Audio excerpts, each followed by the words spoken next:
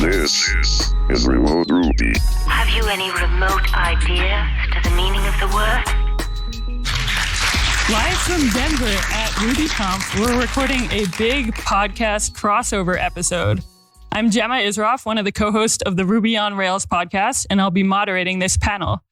We have 3 podcasts represented here across 5 panelists, including Remote Ruby, Rails with Jason, and the Ruby on Rails podcast. We'll start with brief introductions. Andrew, will you introduce yourself? Hey everyone, my name's Andrew Mason. I am with the Remote Ruby podcast. I am a Rails engineer by day, and by night I make Remote Ruby and Ruby Radar and several other things in the community. Thanks so much. Jason Charnes? Yeah, my name is Jason Charnes. I work at Podia, and I don't do all the exciting things Andrew does. I just do Remote Ruby. My name is Emily Gerleo. I'm actually not a podcaster normally, but Brittany Martin of the Ruby on Rails podcast couldn't be here today, so I'm here in her place. Normally, I am a Rails engineer, and I'm also a co-founder of WNB.RB, which is a meetup for women and non-binary Rubyists. Thanks so much. Nick? My name is Nick Schwaderer, and I'm an engineer at Shopify. I'm also a co-host of the Ruby on Rails podcast, and I maintain the pastrubies.live newsletter where we talk about old Ruby most weeks. Nice. My name is Jason Sweat. I'm the host of the Code with Jason podcast. Thanks so much. Yeah, so we're all here at RubyConf for the first time in person in 2 years. And what are y'all most excited to see and do at RubyConf? To see Jason Charnes. I'm excited to see everyone. It's been a while. We've been in lockdown, but it's exciting to see everyone, see faces that I've just met on Twitter over the lockdown or know the podcast. I had someone walk up to me yesterday. Hey, I know your voice. And I'm like, oh. So I think just seeing everyone and kind of bringing the community back together, I think has been awesome. Yeah, so I got on Twitter in like 2009 and laid my first line of Ruby in 2014. So kind of been on Ruby Twitter since then, but I never came to RubyConf, right? So the thing I'm most excited about is the last 24 hours, the number of faces that were only Twitter pictures to me for years and years. I've just seen walking around. It's like a weird Ruby famous convention. So it's just nice, after the last couple of years as well, to be together with other coders. Yeah, I think we all might have the same answer. I went to my first RubyConf in 2019, and I think the reason I continued to code Ruby was because everyone was so friendly. And even though I didn't know anyone, I felt so welcome and so happy after. So I'm just excited to be with this awesome community. Yeah, that makes a lot of sense. I feel like meeting people in person has been huge for me, even in this first day so far. Are there any talks or workshops y'all are specifically excited about? There were, but now I have to look them up. On the spot. I'm excited for Nick's talk. Yeah. And Jason gave a great workshop this morning. Thanks. Jason, how did your workshop go? Did it go good? Yeah, I'm just glad that it's over. I don't know if we said, but there is a live audience here today. And I don't know if the mics will pick it up.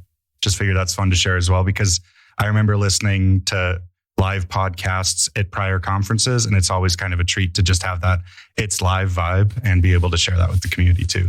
I've also been recording some of my own impromptu episodes of Code with Jason while I've been here. Just short little 5-minute episodes. They'll be trickled out over the course of the next few days. Nick had one. It's going to be great. Yeah, I was going to ask, are they interviews or monologues? Conversations. There you go. Yeah, but he doesn't tell anyone around him that he's doing it. So Andrew and I are saying horrible things, and then it's Jason's recording that. It's I just want to say that the Titanic was real. I can't find it. I think there's a talk on, as we call it on Remote Ruby, Gidget. Oh, I did. We call it on Remote Ruby. I'm pretty excited because I want to learn more about that. Yeah, Maxime's talk. Yeah, it should be really exciting. Jason, how did you prep for the workshop? I feel like talks you can rehearse over and over, but workshops. Yeah, luckily I had a little practice. Over the years, I've done some corporate training where I go to clients' offices and teach their team in person. Those usually last a few days. And so I kind of had some preparation that way. And it's mostly just to come up with some exercises and some materials for people to follow, that kind of thing. This was different in that it was way more people than I normally teach. It's normally 20 people, give or take 10. And this was how many people were in there? 100 or something like that. People were sitting on the floor. But I think it went fine. And it's always hard to tell from my perspective how things went.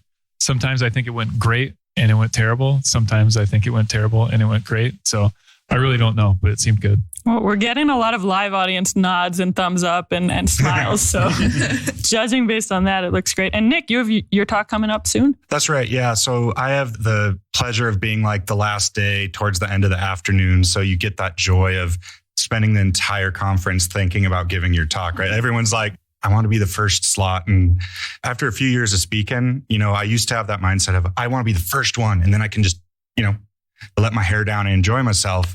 But now I'm getting to the point like, well, someone has to do it. So I'll take that charge and quietly be thinking about my talk. But then you watch other people's talks. You're like, oh, that's not good. I should have done that. That's a really good idea. Oh, those slides are way better than my slides.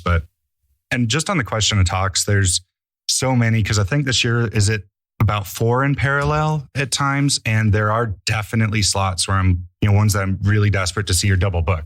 When these go online, I'm definitely going to follow up after and be watching a bunch of them. Yeah, for sure. I feel like I've wanted like almost Hermione Granger's time turner to go to all the slots. Emily, you're also speaking.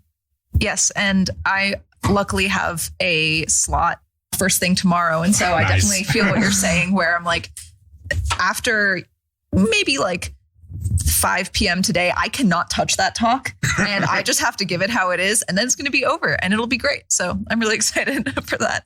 Do you ever find with practicing talks, since we really care about what we're talking about, you can't over practice it because then the enthusiasm gets harder to mimic. So if you do 4 in a day and you're like 20 minutes into it and you're like, this is amazing, look at this thing. And I have nothing left, right? You kind of have to choose your practices. I definitely reached that point this week and Gemma was there for at least one of those practices where I just was like, I cannot give this stupid talk anymore. But I actually just gave myself a break. And then this morning woke up at 4 a.m. to catch my plane here and was like, the intro, it needs to be different. And frantically edited it on the plane. So I think I'm feeling that energy again.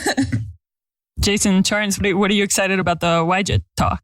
I couldn't be any more ignorant to like just-in-time compilers. And so when somebody is like, hey, our huge company that has tons of really smart people has been working on a just-in-time compiler and it's getting merged into Ruby, my interest is piqued. So I'm just interested in learning more about it. I'll say as someone from that company, I'm just as ignorant. So I'm going to that talk too to learn, get some education. So for Yijit. That's one of the more comforting things I've heard today. How do you pronounce it? Isn't it Yijit? No, I'm just going along with y'all. It's now. Yijit. Don't do that. Or we could do a soft J. I'm so confused. This confusion's gotten worse. It's Widget. I don't know if it's joking. Thank you, Gemma, for finally. And the fun, it is in some cultures. I don't know if you saw where Matt's approved it as well. There was just one like bit of feedback, which was about the name. And then that got pushed back a little bit. But then I was like, oh, what would the new name be? So but I think it's Widget for life. So. Another question I had is, why do y'all come to conferences? What is it about conferences that brings you here if it's your first time, or brings you back if you've been to RubyConf, RailsConf a few times? My first RailsConf was 2015 in Atlanta, and I knew no one in the community. I traveled by myself, stayed with a friend, and I met so many people that I'm still friends with today. I actually got encouraged to get into public speaking on that trip. And I think I've only missed one in-person conference since then, because it's really seeing everyone here. Real connections, real people in the year 2020 that I didn't see because of the conference. We're still texting, meaningful friendships. And I'm here for that. Yeah, I'm probably the same for me. My first RailsConf was 2018 in Pittsburgh. I was still an intern for the company. I was still in college. So coming and seeing the community that existed and all these people talking and, some stars that I'd heard on podcasts, and I was giddy to kind of see. Now you're that star. No, I'm not. I'm definitely not that guy, but I have not missed a conference since. I attended all the virtual ones as well, I think, except for RailsConf this year because I just couldn't swing it because of time. But I've never missed one since. And I think it's just because meeting people in the community. I mean, seeing Jason was great. We saw each other in the hotel, just big bear hug. I think it's the people that keep me coming back, and also the free t-shirts if we're going to be serious here.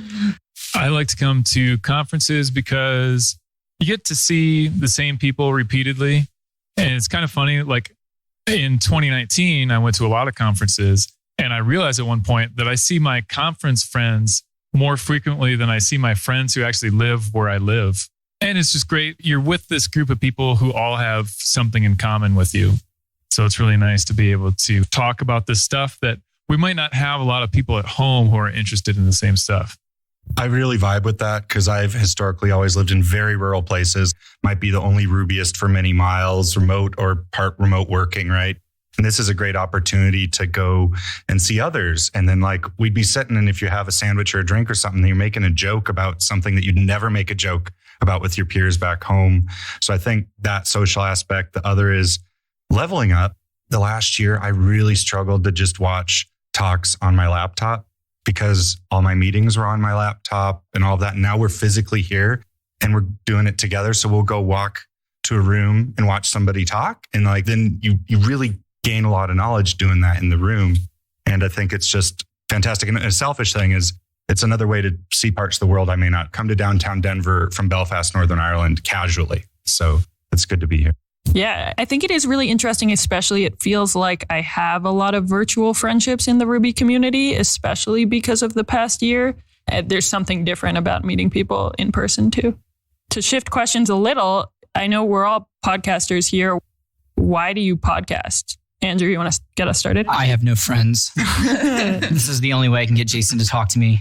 That's a joke. There's some truth behind it because when I was learning Ruby, I was very excited about this idea of being part of a community because I was in college, I was writing Java. I had feelings about that time in my life writing that Java. And I was like, but then I was like exposed to this Ruby community and everyone's nice and there's so much to learn and they're doing stuff and yada, yada. And I think one thing that got me into podcasting was partially because I wanted to meet other people. There's no one in my community, no one around me who was writing Ruby except for the people that I sat in the office with every day. So I wanted to be exposed to other people writing Ruby. I wanted to learn and meet new people in the community, gain some exposure selfishly, because at the end of the day, like when I need a new job, being on this podcast has done wonders for that because people know my name, they know my face. And so I've been able to get lucky with that as well. But at the end of the day, it's about, I think, providing something to the community that when you see something missing and you kind of want to add it, which is something I really love that y'all are doing with WNBRB. There's a need in the community and we kind of wanted to step in and kind of fill that. But again, back to what I said in the beginning, it was kind of to make friends. I feel like I don't regularly podcast, but from the experience of listening to podcasts is kind of like having some friends that like live in your head. And you get to just walk down the street, if you're going somewhere and you just have your friends from the Ruby podcast chatting about Ruby stuff. And I think, Nick, you said this, who are you, or maybe Jason Sweat, who are you going to chat about Ruby with on a day-to-day basis? And so it kind of mimics that feeling that you get going to conferences where you have that community of people who are interested in the same stuff as you. I really like that. Like, was it people in your head, or is that how you, okay, friends who live in your head? Friends in your head, because I would listen to podcasts so aggressively. I remember like listening to Remote Ruby, and I'm pretty sure I was on. It was a while back, but it was so surreal because you're hearing the same voices like you'd hear on a podcast, but it's happening now and you're talking as well. And you're like, oh, you say words and they respond back to you. You're like, holy cow, that's the thing. But I think I got my start in, so my early coding days, that was how I got in touch with the community first for listening. So I remember, does anybody remember Ruby 5?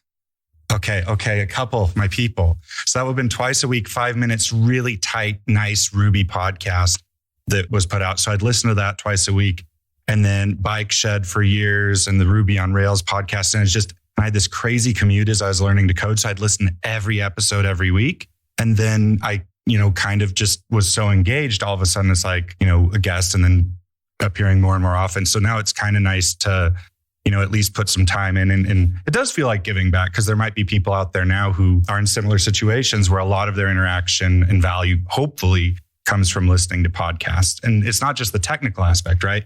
It's the feeling of community. You might be around a lot of coders who don't even know what Ruby is. And you think, oh, am I just the Ruby loner? But then you hear all of us, you're like, no, I've got a community. I was asked last night why I do podcasting. I guess I have to give the same answer here to be consistent. And my answer was self-aggrandizement.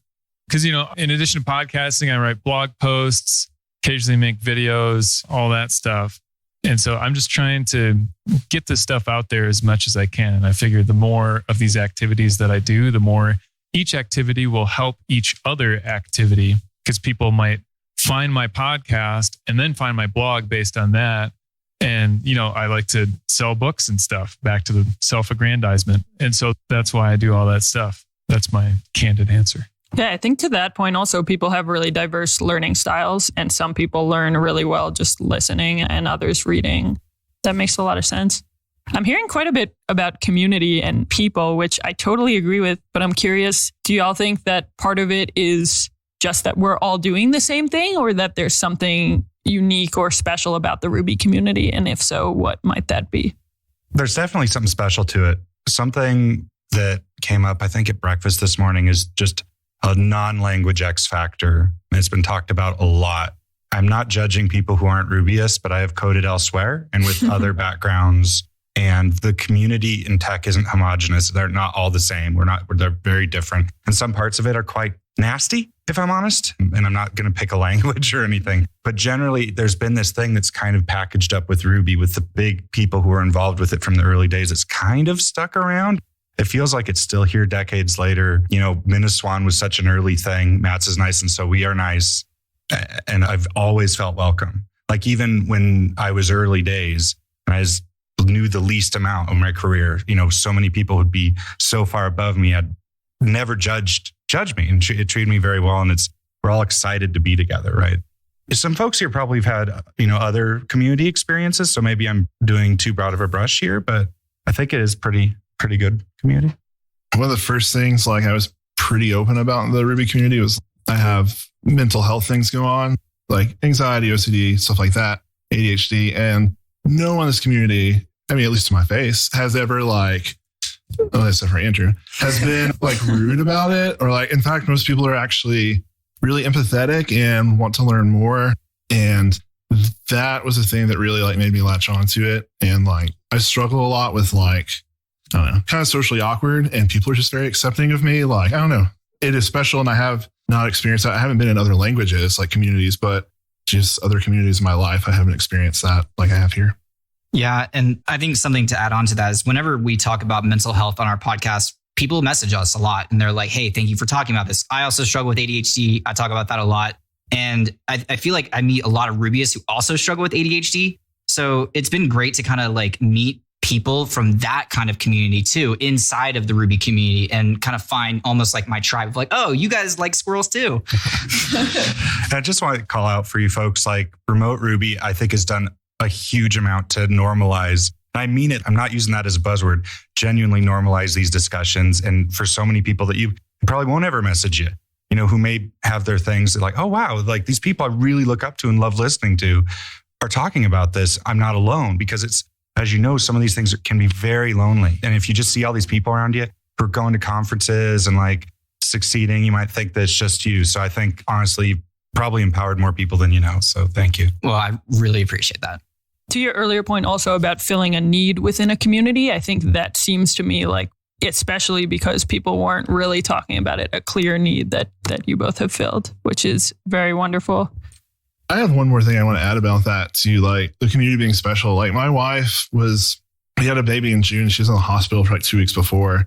It's just hell on earth for everyone. Like we had 2 kids at the time, and like, I didn't post any details, but like I shared on Twitter, like, hey, this is like kind of a time in our lives. And like somebody I met at RailsConf 2015 just sent us $50 for DoorDash. And it's just stuff like that. You like, I don't know, I'm tearing up thinking about it. It's just like people care about you. It's cool.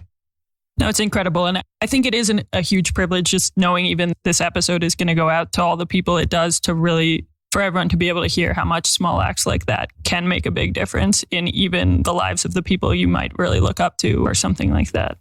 Back on the theme of podcasting, which episodes are you most proud of that you've put out? Sandy Metz. Not fair. This needs to get cut. Yeah, that one took me a long time to line up, like months and months. I asked multiple times, but she finally came on the show. And that's my most downloaded episode last time I checked, with good reason. I was really proud to be able to have her on the show. Yeah, that's incredible. How did you prepare for that one or come up with what to ask her? Well, I had read her book, Pooter, Practical Object-Oriented Design in Ruby. So there's that. Mm-hmm. And then, well, most of my podcast episodes, almost all of them, they don't start with a plan or a topic or anything. We just hit record and see what happens. That's kind of how that one went. But, you know, obviously Sandy is super knowledgeable, and I'm a programmer too. And so we didn't run out of things to talk about. And surprisingly, people actually have told me they enjoy like the wandering episodes where we just talk about whatever BS. I enjoy those a lot. Good. Yeah. Because that's how they're going to keep being. I guess for me, it'd be a tie, but just because of how the experience was. So I'd had on Chris, as people might know Remote Ruby or Go Rails, at the time, and this was a person I'd known for a while. And what did I have on? I think to talk about Rails 6. So it was a while ago. And all the new things from Rails 6, maybe a RailsConf rundown. But I felt, just having that conversation, and maybe we've all had a similar experience. Oh, I've made it now. Like I've talked to a person that I was aware of on Twitter and I was able to say, can I talk to you, please? And they said yes. And then we had a conversation and it was a lovely experience. This also would be tied with speaking with Kevin Newton, who's in the audience very recently, about irregular expressions and deep dives in Ruby and stuff. That was really fun as well. That was a great episode. I caught that one. This is tough. I just want everyone to know that Jason just scrolled through a list of our episodes. Okay? I don't want that to go unnoticed. Throwing him under the bus. It's fine. Well, we have so many episodes that are just us rambling. I had to remember the good ones. We did an interview. I'm going to go back to an earlier question and then tie this in. One of the reasons I keep podcasting, and it's kind of cliche, but I get to talk to people I normally wouldn't have any reason to go in depth with. And we kind of joke that we're like a JavaScript podcast sometimes.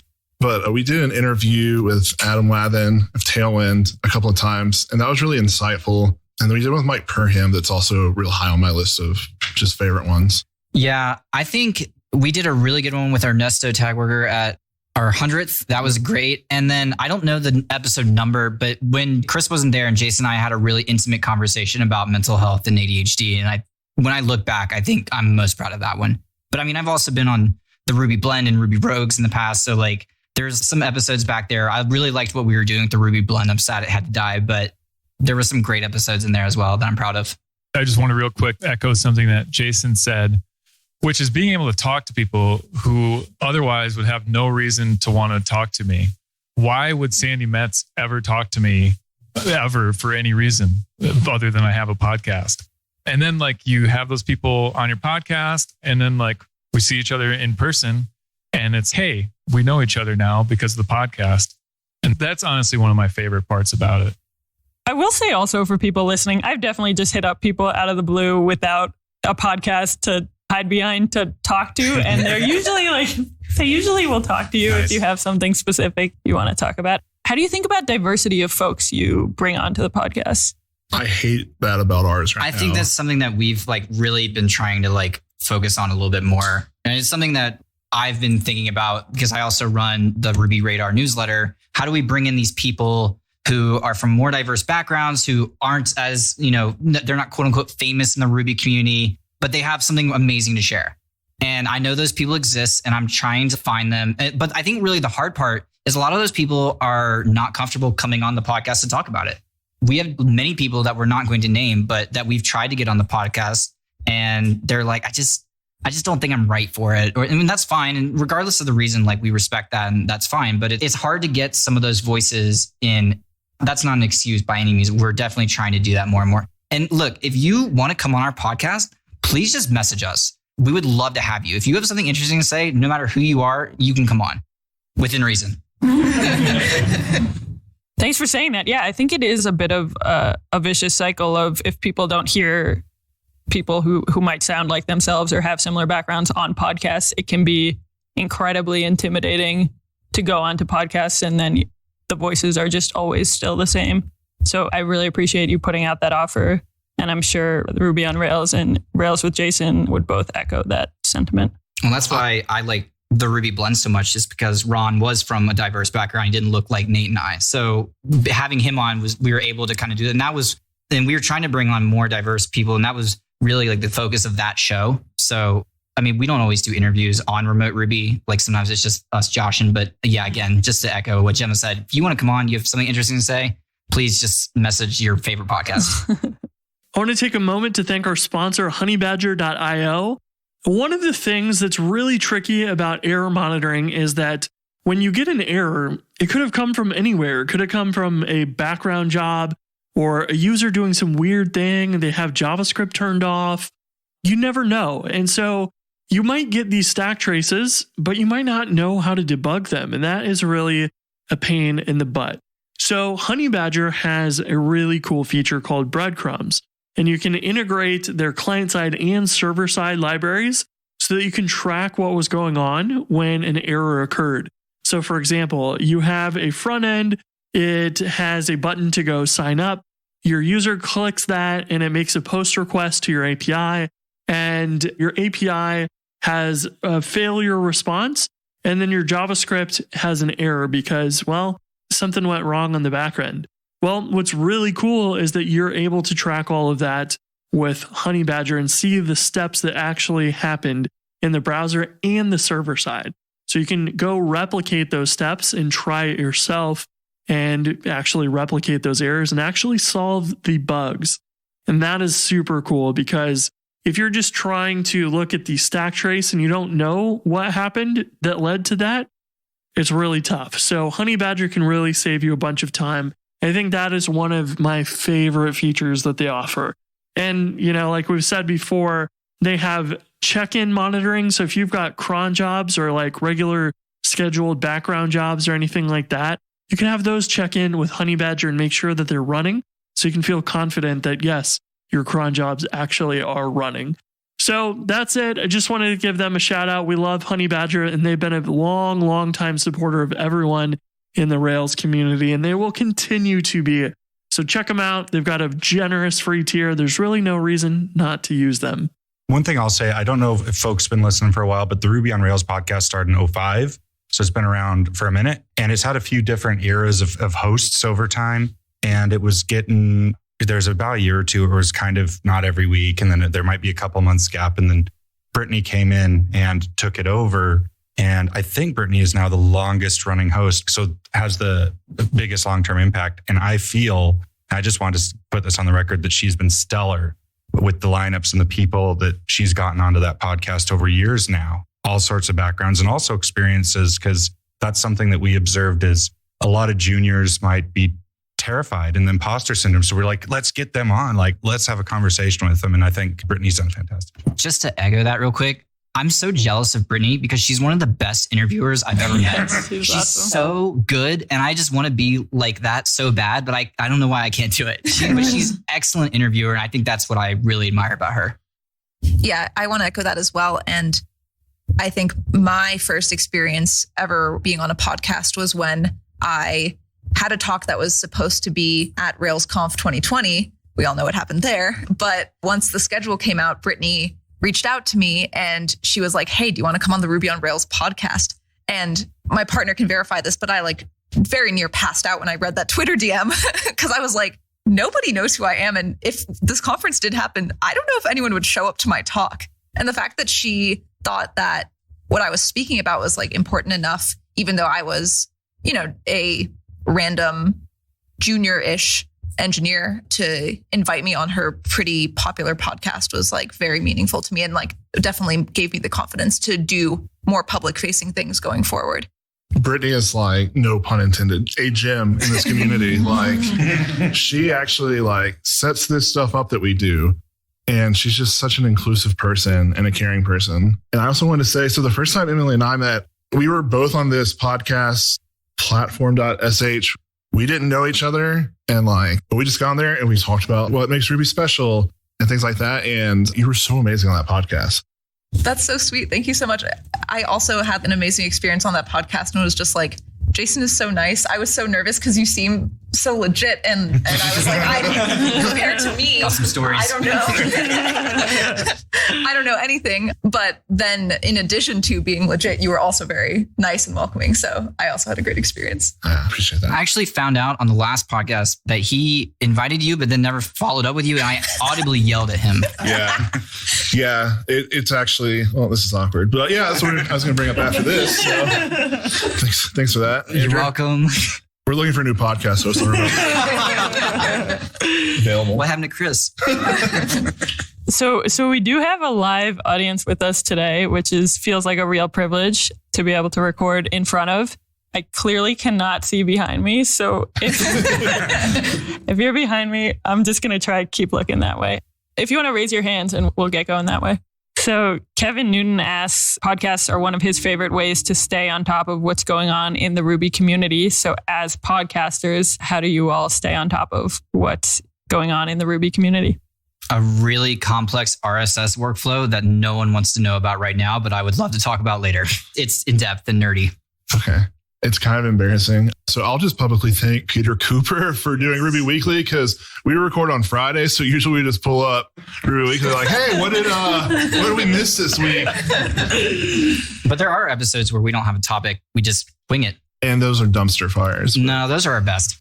Except for one of them. And it like double on Peter Cooper. Peter is like the Herodotus of Ruby, because still coming out with the best content every week to know what's going on. If you can just look at one thing and pulling it together. Twitter is giving me things that I'm going to be bringing into my talk. But also I like to dig into old Ruby. And before Ruby Weekly, which was 2012, he was running Ruby Inside. Some might remember this, like as far as 06, 07.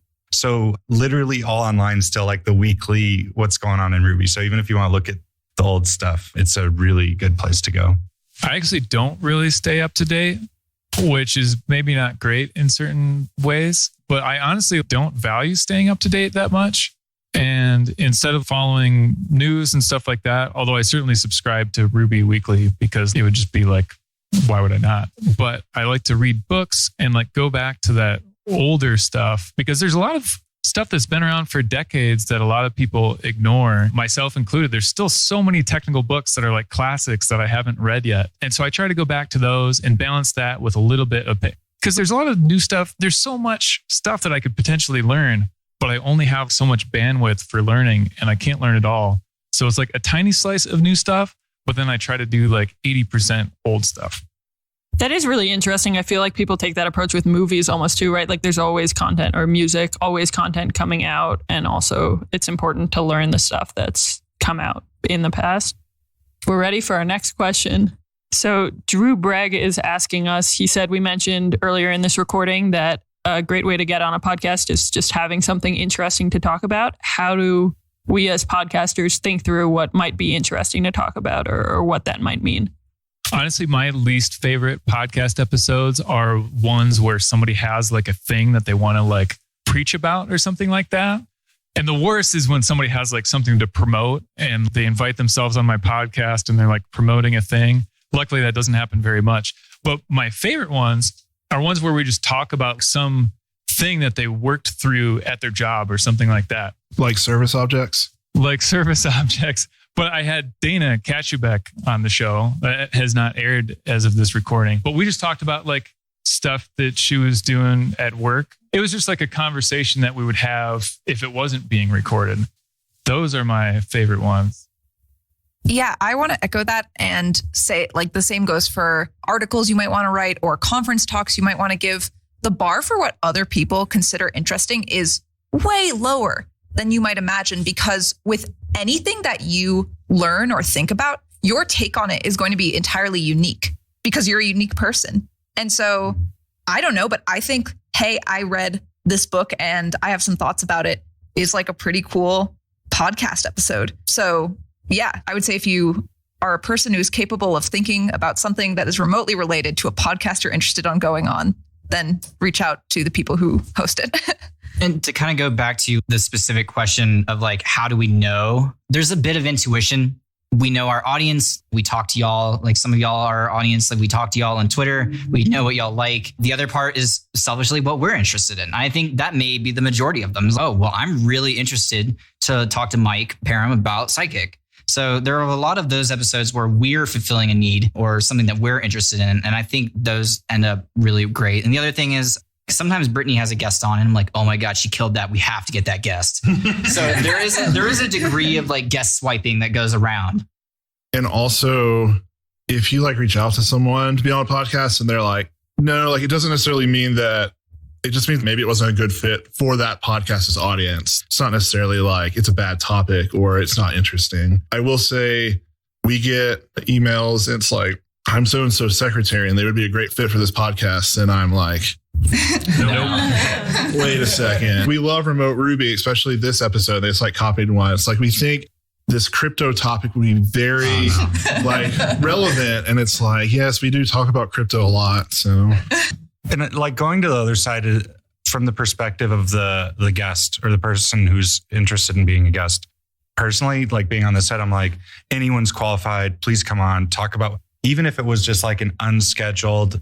So what do you do? What's going on? What do you find hard at work? But if you're the person thinking about your end, it's something that I've kind of developed this pattern of, and I'm sure everybody else does it too, is my brain's just kind of open like a net all year. You know, hopefully nothing falls out, but it's try and find anything. And over the course of the year, something will come up. All of a sudden, I'll find myself at home 10 o'clock at night doing a deep dive on some weird library, Why the Lucky Stiff wrote 17 years ago.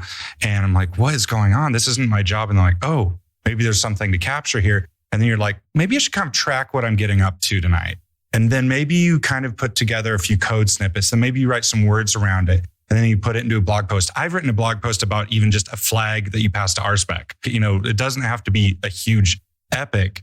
And then over that time, there might be kind of a thing that filters down. You're like, hey, that was a fun little blog post I did about 3 hours of hacking.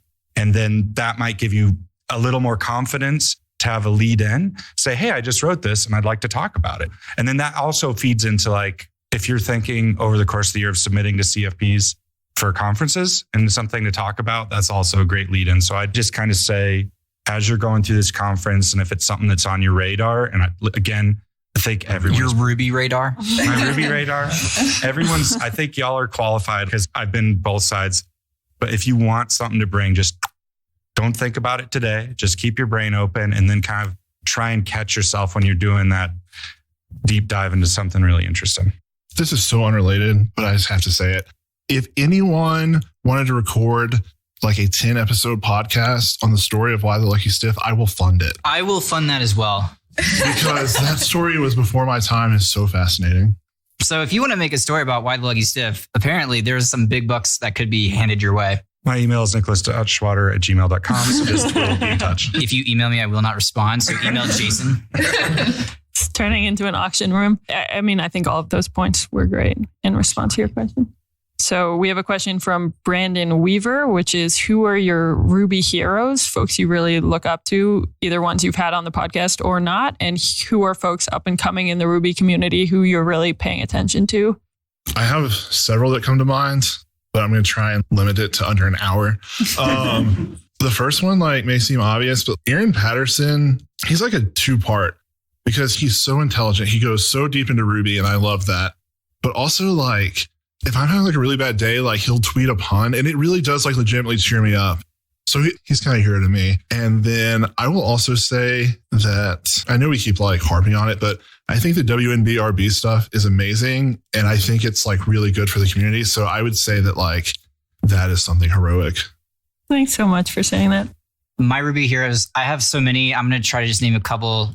Brittany is my Ruby hero. Sandy Metz, Aaron Patterson, Ernesto Tagworker, Chris Oliver. I mean, I could keep naming names over and over and I won't. As far as up and comers, I don't think you're up and coming anymore, but it's really exciting to see you kind of coming onto the scene really in depth. And that was awesome. I really was following that. Emily's been great to watch. Colin Gilbert is great to watch. And I mean, there's people that enter my DMs all the time. And I'm like, this could be the next person. And we get a lot of people who are messaging us articles and stuff. And so, I mean, there's so many people. It's hard to. I'm not a name person. I'm sorry if I left your name out, but those are just a few. I already mentioned Why the Lucky Stiff. I spent enough time in old blog posts, of which there's hundreds, and Ruby Talk and Code. I feel like I'm still getting content, even though it's been over a decade. Obi Fernandez, when reading the Rails 5-way front to back, I couldn't stop. His reference text, I couldn't put down. And recently this year, it was my first interaction with Ruby Kaigi, and I won't name names, but there's a huge chunk of the community that despite my time, I had not been interacting with. Guys getting code shared with me that was just blowing my mind of completely different ways to approach Ruby. And so I'd say if we're looking for not necessarily up and coming, because these may be folks who've been in for a couple of decades, I'd definitely say keep your eyes on Japanese Ruby Twitter, which is very good.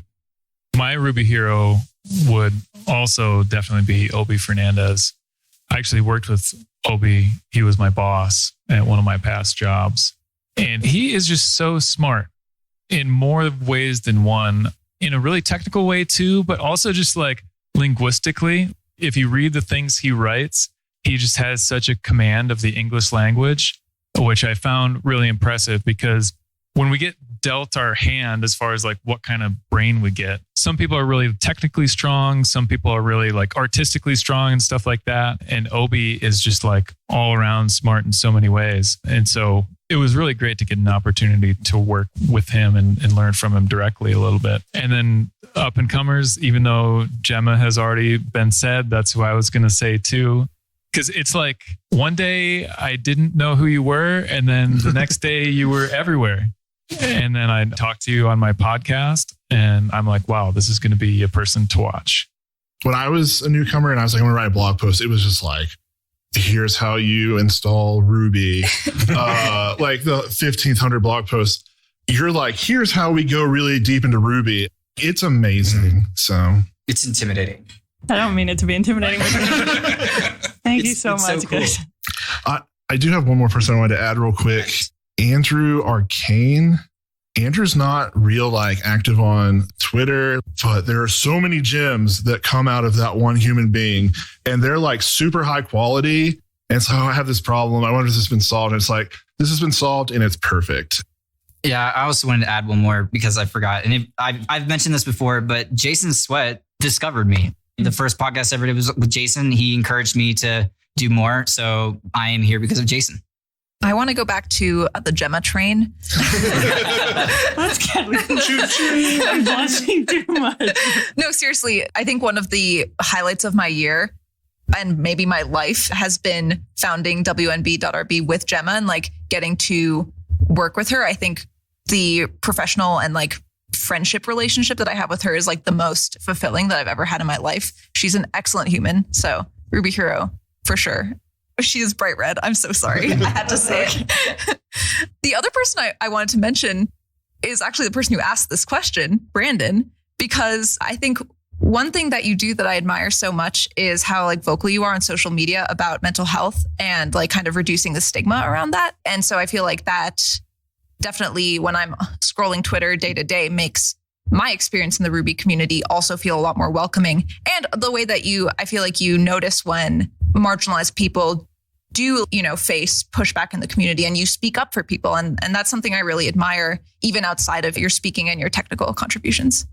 And that's honestly like Brandon's been such a multifold treasure in the community. Because one thing I'd like to underline, I was tempted to just say Brandon straight off, but I thought that'd be a cheap answer. But for me, one of the things that's like my heart song of Ruby, like if you won the lottery or whatever, is the whimsy and the art and the ability to have that kind of blurred line where it is art and you're still talking code. And Brandon embodies that to me. It makes me feel like it's still alive and well today. So I really appreciate all of that work as well for the community. And one of the best conference talk styles I've seen. Oh, yeah. Hands down. For sure. Unique and really cool. Brandon drew a lemur for me the other day in the lobby. So that's basically my conference was like peaked. I'm like, Nice. I could just go home now. I didn't know that was an option. Yeah, I'm so jealous. Yeah, Emily, definitely that praise right back at you. And I'm glad you brought up Brandon. I was definitely going to, if no one else did. I think beyond everything else, he is also just one of the kindest humans I know, at least, which is very meaningful to me. Can I add one more thing to that answer? In terms of up and comers in the Ruby community, another thing that's been very fulfilling about the work I've been doing recently is seeing people talk at our meetup at WNB.RB, and especially people who talk for the first time at our meetup. And so one thing Gemma and I have been doing is encouraging first-time speakers to speak at the meetup, and we will meet with them a couple months leading up to their talk to like mentor them. And we don't really help them that much. What we really do is just say, hey, you got this. You're doing a really good job. And hopefully like give them the confidence to actually follow through with giving that talk. And so every time I see someone give a talk at our meetup, I'm like, this person is so incredible and has so much potential that I'm afraid like wouldn't be surfaced otherwise. So I'm feeling very grateful for that. Yeah. And I think to the diversity conversation we were having earlier, I think for me, it seems pretty obvious that encouragement is sometimes just all people need, right? Like you belong, you can do it, for sure. Chris Labarge asks how we find ourselves able to consistently produce episodes without suffering from burnout. For remote Ruby, and I don't want to speak for all of us because Jason can obviously contradict this, but for me, it feels like every week I get to hang out with two incredible people who are also my friends, and we get to talk about whatever we're going to talk about. And to me, that time is valuable because I live alone and they're my friends, and it's like a time to get together. So because remote Ruby to me is a way to hang out with my friends and, the community at large, I have not yet been burned out. There have been times where I've thought about stepping down from various podcasts so that someone else could step up, but I've just kind of hopped from podcast to podcast. And I don't know, at the end of the day, it's like, how many people can I meet? How many new friends can I make? And at the end of the day, like that time that I get every week on Fridays to hang out with Chris and Jason, I value that a lot. I'll add to that. Chris and I started doing the podcast. We intentionally tried to find a way to not hate the podcast because like another commitment, right? Like it's easy to love something until it feels like a chore. And so we looked for kind of low friction ways. So like, that's why our earlier episodes just sound like trash. They were recorded like on YouTube and some of our editing's kind of rough in the beginning, but like for us too, adding Andrew to our mix, like having 3 hosts, it sounds intimidating, but it actually helps because like my schedule is stupid sometimes. So like 1:55, we record it too. I'm like, hey, I'm out today, but the podcast still goes on. If Chris has something come up or Andrew, like we all can kind of supplement each other. And that helps knowing you have the freedom to take a break sometimes. For me, I'm an extraordinarily lazy person, and I'm very careful not to sign up for jobs that I can't fulfill sustainably.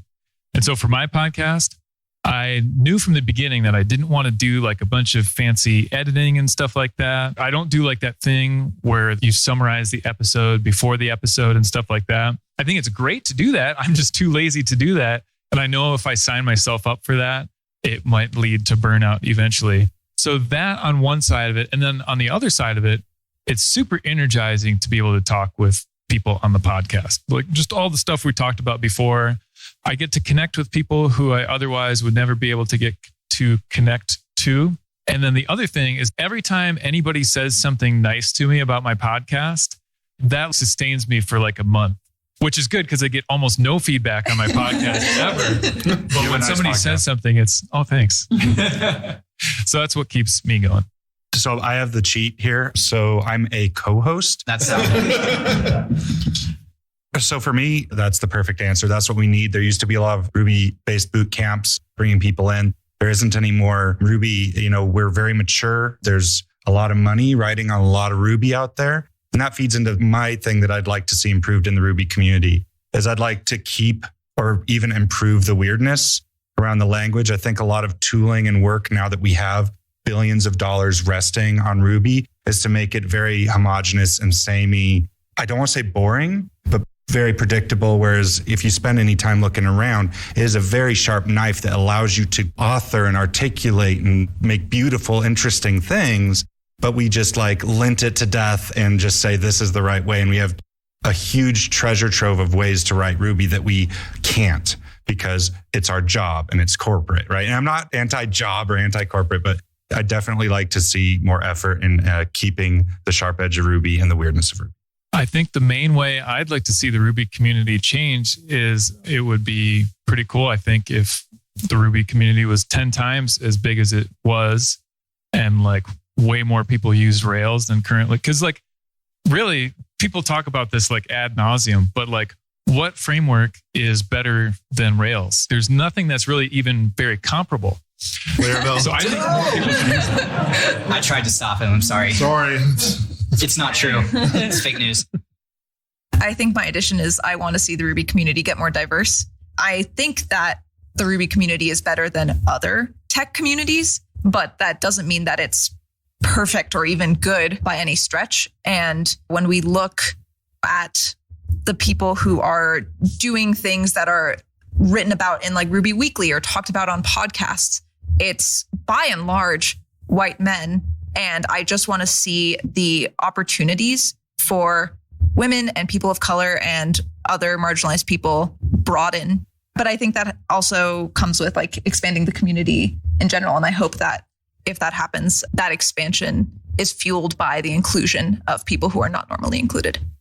To Andrew's earlier point, I think that is everyone's problem. I mean, I'll call a spade, a panel of 6 white people. And Yes. that is terrible by every definition of the word. And yeah, I totally agree with you that I think more so than any problem, diversity, especially racial diversity, is where we have room to grow.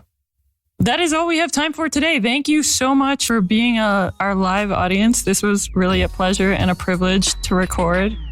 Hopefully you'll hear this episode on a few different podcasts. Definitely feel free to check them out. We have Rails with Jason, Remote Ruby, and the Ruby on Rails podcast, and it'll be live on all 3.